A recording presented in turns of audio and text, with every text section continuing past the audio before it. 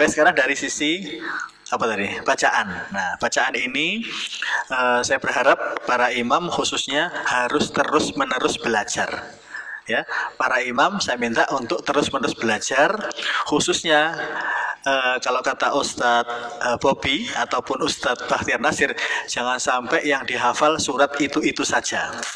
Tapi kita harus menaikkan ke surat-surat yang lain. Gitu. Kenapa? Karena ada 114 surat dalam Al-Quran, sehingga tinggal milih saja mau yang mana. Tapi jangan itu aja. Kenapa? Ya, Al-Baqarah bisa diambil tengah-tengahnya dan lain-lain tuh. Kemudian yang paling penting adalah Al-Fatihah itu harus betul. Kalau surat-surat kurang betul nggak apa-apa. Tetapi pada saat surat-suratnya kurang betul itu juga akan menjadi permasalahan. Kenapa? Karena kesalahan dalam tajwid bacaan Al-Quran itu ada dua. Ada namanya lahnul jali, ada namanya lahnul khofi. Lahnul jali adalah kesalahan besar, yaitu yang bisa merubah makna. Contohnya panjang dibaca pendek, pendek dibaca panjang. Naro neraka. Tapi kalau kita bacanya naro kami melihat, udah beda. Ya kan? Kemudian ada yang baca gini, innahu kana tawwaba. Yang betul begitu, kana tawwaba. Ada imam yang tidak sengaja, tidak sadar bahwa dia bacanya innahu kana tawwaba. Ka panjang betul, nanya pendek dibaca panjang. Ini bermasalah. Kenapa? Karena kalau kana berarti dia berdua. Masa Allah itu berdua menerima tobat? Allah sendirian menerima tobat. Nah, ini ada di masjid, ya, beliau penceramah juga, mubalik juga, takmir juga. Nah, ya, ini di kampung ya, di suatu kampung ini, itu bacanya innahu kana tawwaba. Nah, karena saya tahu, karena dia tahu kalau saya jadi guru ngaji, selesai Jumat dia nanya, tadi ada yang salah nggak dari saya tadi? Oh, bacaannya dia kalau sholat itu rakaat pertama mesti al-mu'minun, qad aflahal mu'minun. Terus saya perhatikan, saya ketemu di masjid mana dia baca itu, di mana-mana seperti itu. Gitu. Tapi mesti salah di habis wa maritaho ala wa maritahu wa dzalika faulaika humul adun. Walladzina hum liamanatihim. Dia enggak liamanatihim. Nah, panjang dibaca pendek. Itu bolak-balik salah. Bolak-balik saya ingatkan, salah lagi. Jadi kalau ketemu saya salahnya di mana? Salahnya yang dulu gitu. Kemudian yang kedua, tiba-tiba dia biasanya baca Al-Qadr, kemudian dia baca idza jaa nasrullah. Dia nggak sadar bahwa bacanya itu innahu kana tawwaba. Ini bermasalah. Kenapa? Masuk Allah berdua gitu. Maka kalau kesalahannya tidak sengaja, itu tidak berdosa. Ya. Tapi kalau tidak mau belajar, sudah diingatkan tidak mau belajar, maka dia berdosa. Ya. Maka penting kita untuk ikhlas membuka diri belajar lagi, khususnya kalau saya belajar itu paling senang dari murotal. Murotal itu belajar pertama. Nanti ada kesempatan setor kepada imam atau kepada guru ngaji yang bacaannya betul gitu loh. Sehingga kalau perlu setoran juz 30 misalnya gitu, nggak ada masalah juga ya. Kenapa? Karena belajar itu memang minal mahdi ilalah kan gitu. Jadi nggak akan pernah selesai. Saya pun kemarin juga barusan saya cerita sama Pak Toto. Saya kemarin barusan setor surat Ali Imran. Barusan setor. barusan selesai. Jadi saya menghafal Ali Imran itu selama 1 tahun. Nah, kalau yang di pondok-pondok kan 1 bulan 2 bulan udah selesai kan gitu. Saya 1 tahun. Kenapa? Karena saya harus paham artinya. Kalau nggak paham artinya saya nggak bisa hafal. Al-Baqarah saya 3 tahun baru hafal Al-Baqarah. Gitu. Ini sekarang lagi An-Nisa kan gitu. Terus begitu. Nah, jadi nggak apa-apa. Para imam kalau kepengen nanti belajar nanti kita bisa. Kemudian juga ini ada juga yang wasyamsi waduhaha. Nah, ada yang baca wasyamsi waduhaha. Loh, haha ya udah jelas salah. Duha kan. Nah, masalahnya orang Indonesia itu sudah terkadung haknya itu menjadi hak. Contohnya, wes salat duha. Nah, kan begitu. Iya, kan itu. Solihin, harusnya solihin. Nah, kan gitu. Nah, wasyamsi wa duhaha. Bukan duhaha, duhaha. Udah jelas. Namanya siapa? Pak Wahid. Harusnya Pak Wahid. Wahid. Nah, tapi enggak. Jawanya itu keluar Wahid. Nah, sate apa? Sate siapa? Wahid kan? Bukan sate wahid. Nah, gitu. Maka kalau membaca, sebelum baca itu sebaiknya dengarkan dulu murotal. Kalau perlu distorkan kepada guru atau yang lebih mengetahui. Wah, itu nanti kenapa kan tadi kan tanggung jawab imam itu berat. Imam itu dicontoh. Iya. Sementara makmum itu kadang-kadang ada yang bacaannya lebih bagus daripada imam. Maka imam juga harus melayakkan diri. Caranya gimana? Belajar. Terus gimana? Apa bacaan yang dibaca? Maka faqra'u ma tayassara minal Qur'an. Bacalah yang mudah-mudah. Yang menurut Anda yang mudah mana ini? Ya sudah itu. Yang betul-betul mudah maksudnya apa? Mudah dan dikuasai. Ada yang nggak dikuasai dia memasakkan. Sehingga apa? Bacaannya kalau salah itu nggak ada masalah karena saya sering salah. Ya, tetapi kalau kemudian salahnya itu tetap itu saja, dia nggak ada yang salah, apa? Dia nggak ada yang lupa, tapi sudah hafal ayat itu entah sabihis marobikal ala atau apa, tapi kemudian apa itu panjang pendeknya kurang, dengungnya kurang, maka seperti itu makmum itu kurang nyaman. Kemarin saya jadi makmum juga di suatu masjid, kemudian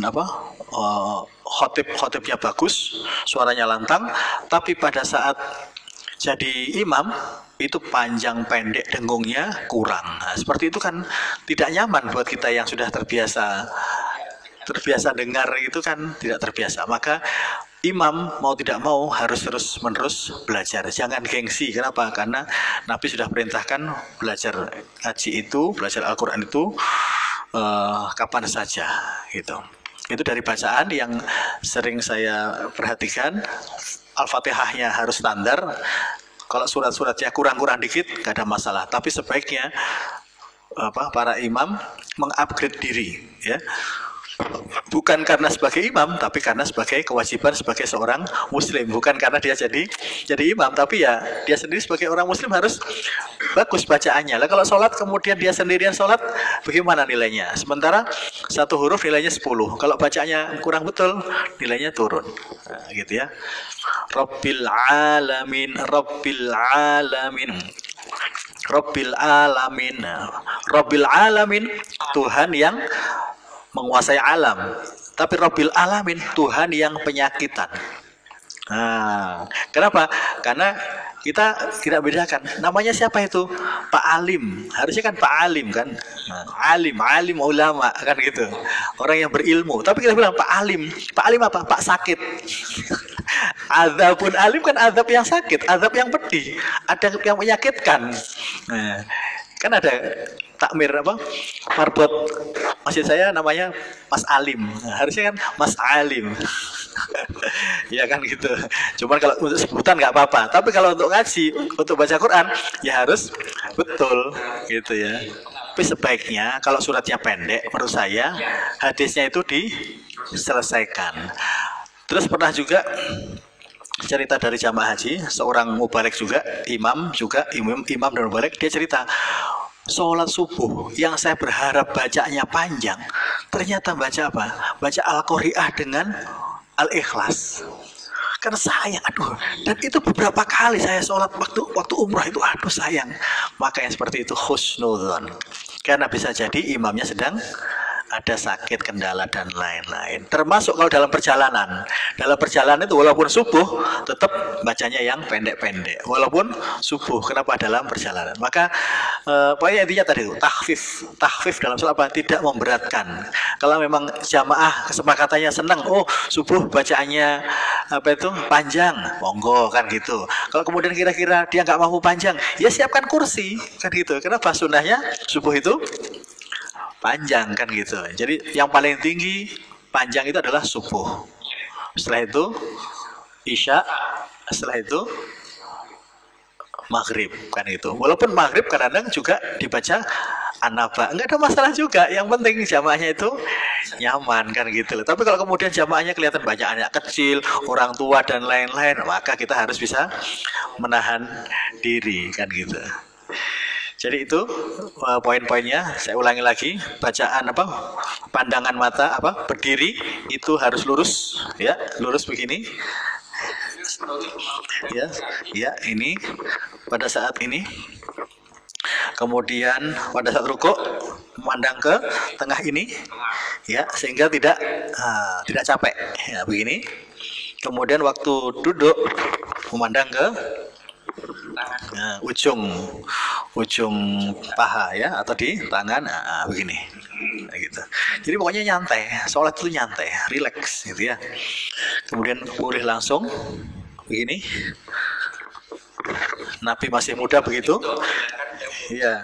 Tapi pada Nabi sudah gemuk, sudah agak sepuh, Nabi mendorong begini atau juga begini, nggak ada masalah.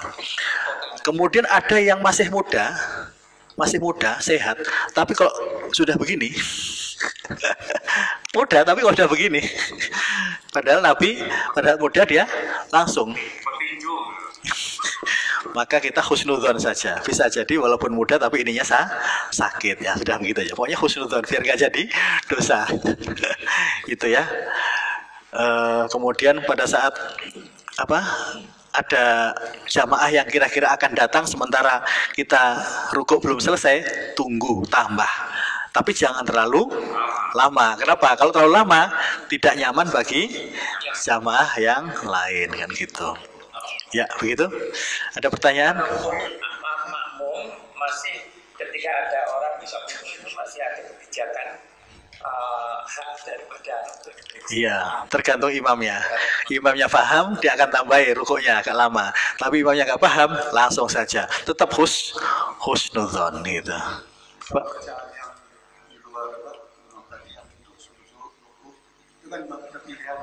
Iya, betul. Iya, makanya itu diperkirakan kita di tengah-tengah, kan namanya imam itu kan membawa jamaah, ya kan, sehingga jangan terlalu panjang, jangan terlalu pendek. Nah, tergantung imam bacaan rukuk sujudnya tadi kan ya.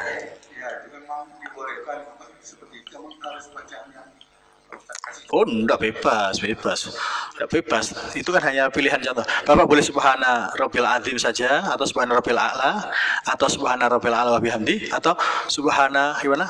Subhanakallahumma rabbana wa bihamdika Allahumma ghfirli juga boleh. Itu. Kalau yang panjang seyogianya iya. sendiri. Ya, boleh. Ya, jadi pokoknya fleksibel. Intinya kita nyaman, jamaah juga ada hak untuk masih membaca tasbih tahiyat akhir secukupnya. Kenapa? Karena saya pernah dikomplain, khususnya ibu-ibu yang gemuk. Ini problemnya itu kaki. Itu saya dikomplain. Jadi mengukur itu jangan mengukur diri sendiri, tapi mengukur jamaah. Makanya kenapa sebelum memulai sholat dan sesudah memulai sholat, kenapa kita disunahkan untuk menghadap ke belakang? Karena kita untuk selain meluruskan, lihat ini jamaahnya banyak yang tua atau banyak yang muda, banyak orang yang bawa rangsel atau banyak yang enggak. Kalau banyak bawa rangsel, oh ini orang pergi. Coba ya, kalau banyak yang bawa rangsel berarti kira-kira apa? Bacaannya jangan panjang-panjang. Kenapa? Ini orang transit ini. Nah, kan gitu. Bawa anak-anak juga. Terus bawa kursi. Wah. Nah, itu begitu. Termasuk ke belakang. Ke belakang dalam rangka apa? Kok nggak boleh ke depan terus? Kenapa? Bahkan ke belakang, menghadap lagi, balik lagi ke imam. Karena bisa jadi ada yang salah, makmum langsung memberitahu. Tapi kalau imamnya menghadap ke depan terus mau beritahu kan gimana? Tapi kalau belakang tadi ada yang kurang rokaat atau apa, nah, itu seperti itu juga sambil melihat, jamaahnya tadi banyak yang muda-muda. Ternyata begitu kita selesai sholat, imamnya balik ke belakang, ternyata banyak yang tua bawa anak-anak. Oh, berarti saya tadi bacanya kepanjangan. Nah, seperti itu. Jadi betul-betul azizun hakim. Kita punya hak untuk jadi imam membaca-baca, tapi hakim, kita harus hakim. Hakim itu bijaksana. Bagaimana yang pas. Tapi intinya adalah tahfif. jangan ringankan sholat Anda. Ya, idza shalla ahadukum binas falyahfif. Maka hendaknya diringankan. Kalau sholat sendiri, silahkan mau 1 rakaat 1 juz, 1/4 juz, nggak ada masalah ambil murojaah. Ya, salam. Ada pernah ada teman saya tegur ya. Ada salam itu kan salam, assalamualaikum warahmatullahi wabarakatuh. Assalamualaikum warahmatullahi wabarakatuh. Terus ada yang menghadap jamaah. Iya. Ada yang menghadap ke kanan. Oh, ke kiri. Karena biasanya kan. Iya. Jadi teman saya pernah menghadap ke sini. Ustaz, tradisi biasa di sini harus ada Ke depan. Iya. jadi nggak boleh madep ke Bagaimana itu ya? Oke. kebiasaan ini adalah menghadap ke Iya. kiri, Iya. bukan menghadap ke lurus ke jamaah. Iya. Itu ada yang Iya. Iya. Baik, tadi saya beri contoh waktu sholat subuh.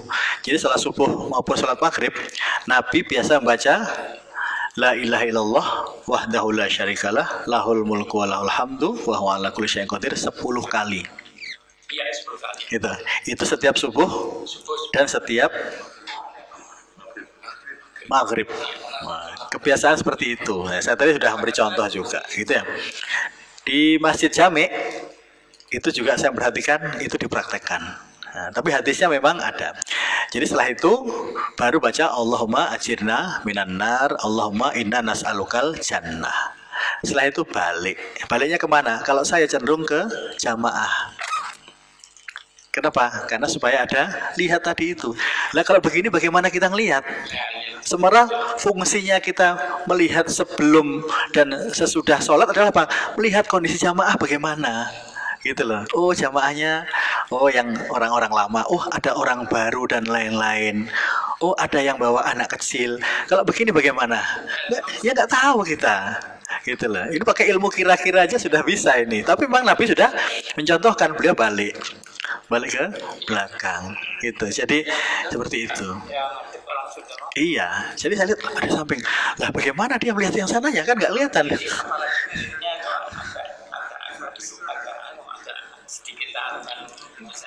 Iya. Gitu ya. Iya, kiblat terus. Iya. Nah, betul. Jadi pada saat kebiasaan wiridnya keras, sebetulnya nggak ada masalah ya. Tapi dengan kita menghadap ke belakang, kemudian ada orang sholat, maka sebaiknya diturunkan. Kenapa? Karena wirid sudah bukan bagian dari sholat. Bahkan Imam Syafi'i dalam kitabnya mengatakan wirid keras itu dalam rangka untuk mengajari jamaah. Ya, dalam rangka untuk mendidik. Tapi pada saat mereka jamaahnya ya itu saja dan mereka sudah hafal, ya sudah. Nggak perlu, nggak apa-apa gitu. Tapi kita tetap menghormati kalau ada orang yang wiridnya keras. Tapi sebaiknya karena bacaan Quran saja, kemudian ada orang sholat disuruh menghentikan, suruh melirihkan. Ini bacaan Al-Quran. Lah sementara zikir dengan bacaan Quran itu gimana? Kata Imam Nawawi, zikir paling utama dalam kitabnya adalah Al-Quran. Lah Al-Quran saja pada kita membaca kemudian ada orang sholat, entah sholat sunnah apa, suruh melirihkan. Apalagi ini zikir gitu ya. Jadi fleksibel gitu. Jadi pokoknya yang enak nyaman gitu loh. Kan pada kita jadi makmum juga kemudian ada orang bicara, orang zikir juga kan jadi nggak terganggu kan. Jadi ikut kita dengan zikirnya. Tapi kalau memang di situ sudah jadi kebiasaan, maka ya sudah kita husnudzon. Ya munculkan husnudzon. Kita belajar ikhlas, belajar sholat khusyuk di tengah keramaian zikir, nggak ada masalah. Jadi hal-hal yang seperti itu tidak perlu dipertentangkan lebih jauh ya. Harus bijaksana. Ada lagi? Atau mau menambahkan silahkan. Bagaimana supaya ini kan refreshing tadi ya, bukan hanya ya. Salam. Betul. Menunggu salam yang kedua. Iya, betul. Iya. Tetapi misalnya baru salam pertama, kemudian imam itu batal, misalnya ya, baru salam pertama, imam batal, boleh apa enggak? Masih boleh. Jadi sudah assalamualaikum, dud, masih masuk dalam sholat gitu. Ya, tapi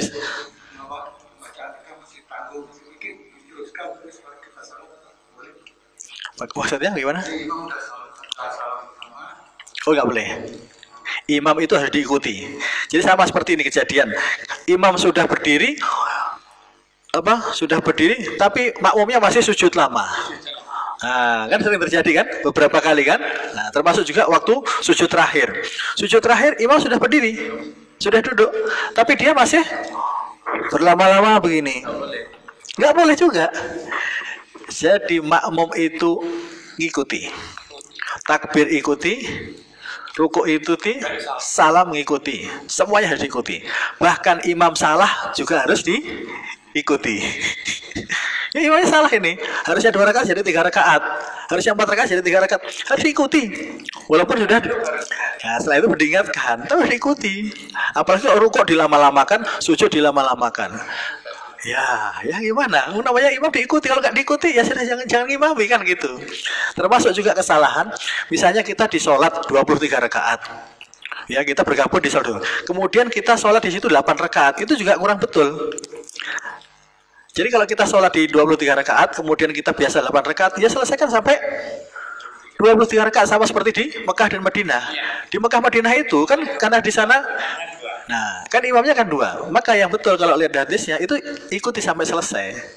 Kan itu. Jadi kalau mau yang 8 rakaat ya cari yang 8 rakaat. Tapi kalau Anda sudah kadang di 23 rakaat, ya ikuti sampai selesai. Kan pahalanya kan seperti sholat semalam suntuk. Iya. Kalau misalnya diketahui memang ada kesalahan rakaat ya, misalnya dengan salat, apakah imam itu harus sholat kembali? Iya, betul. Jadi ada kejadian Nabi sholat asar selesai salam, kemudian Nabi pulang, dikejar oleh sahabat. Wahai Nabi, apa ada turun wahyu kepada engkau? Kenapa? Tadi sholatnya kok 3 rakaat? Loh, masa iya? Oh ya, balik lagi. Tambah, ayo kita lagi. Allahu Akbar. Sudah. 1 rakaat lagi. Iya, begitu. Ya begitu. Terus ini juga kesalahan juga yang gini. Pada saat jadi imam, kemudian kan sudah begini misalnya, dia kira sholatnya sudah cukup, sudah ini, kemudian Allahu Akbar, imamnya Allahu Akbar. Tapi menurut makmum dia harusnya berdiri. Tapi imamnya sudah posisi gitu. Maka makmum kan mengingatkan kan, subhanallah kan gitu. Betul nggak? Kan standarnya begitu. Maka imam itu langsung saja berdiri. Jangan Allahu Akbar lagi. Karena ada beberapa, saya pernah juga ditegur oleh guru saya salah. Jadi harusnya saya salah, Allahu Akbar. Kemudian subhanallah. Oh, saya juga lihat bayangannya, oh sebelah kanan. Maka langsung aja begini, tanpa Allahu Akbar. Nah ini juga beberapa kesalahan yang kadang-kadang tidak diketahui. Jadi Allahu Akbarnya cukup 1 kali. keraguan. Ini disambut mau melaksanakan sholat isya, ini rakaat keempat, lebih baik dilebihin kalau ragu-ragu. Iya. Lebih baik dilebihin atau keyakinan yang ini saya ini sudah 3 rakaat atau 4 rakaat. Dan nanti kan akan ada koreksi dari makmum. Iya, nanti ada koreksi. Iya. Begitu kita ragu-ragu, jangan langsung berdiri cepet-cepet. Maka Allah, subhanallah. Nah, udah begini. Ini teknis ini. Teknis. Karena kalau tawaf itu ketika kita tawaf kan 7 kali. Iya. Ketika kita ragu-ragu. Tambahi. Iya, kalau tawaf kan beda. Kalau tawaf beda. Iya, betul. Ya, baik, ada lagi? Sudah cukup mungkin? Sudah 6:30. Baik ya, jadi begitu yang bisa saya sampaikan. Teruslah untuk belajar melihat bagaimana menjadi imam yang baik, dan semoga kita pun semakin lama juga semakin baik. Kurang lebihnya mohon maaf, yang salah dari saya, yang benar dari Allah Subhanahu wa taala. Wallahu a'lam bishawab. Jazakumullah khairan. Kita tutup dengan doa. Subhanakallahumma bihamdik asyhadu an la ilaha illa anta astaghfiruka wa atubu ilaik. Assalamualaikum warahmatullahi wabarakatuh.